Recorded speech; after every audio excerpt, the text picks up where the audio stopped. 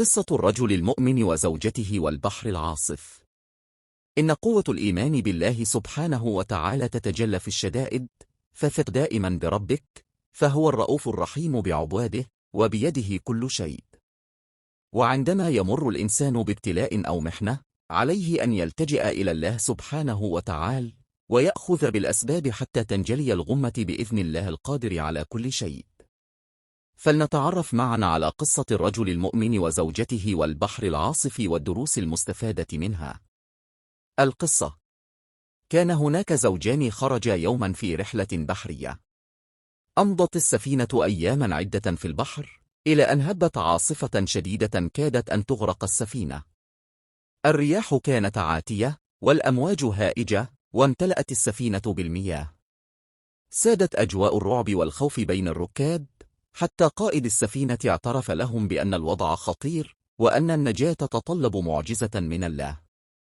أمام هذا المشهد المخيف، فقدت الزوجة أعصابها، وأخذت تصرخ وهي في حالة من الذعر، لا تدري ما تفعل. أسرعت نحو زوجها لعله يجد حلا لإنقاذهما من هذا الموت المحتم. لكنها فوجئت بزوجها جالسا هادئا تماما، غير مبال بالعاصفة ولا بصيحات الركاب. زاد غضبها وبدأت تتهمه بالبرود وعدم الاهتمام.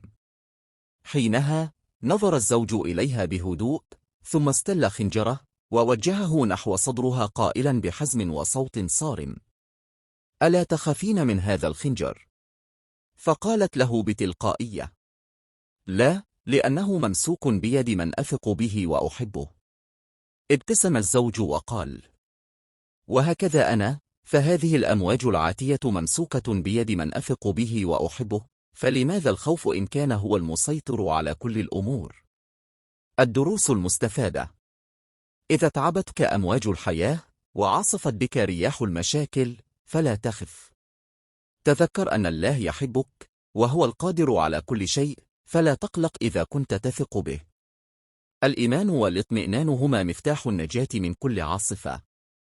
الخلاصة: ثق بالله دائما، فهو يحبك أكثر مما تتخيل، ويدبر أمورك بحكمة لا يعلمها سواه.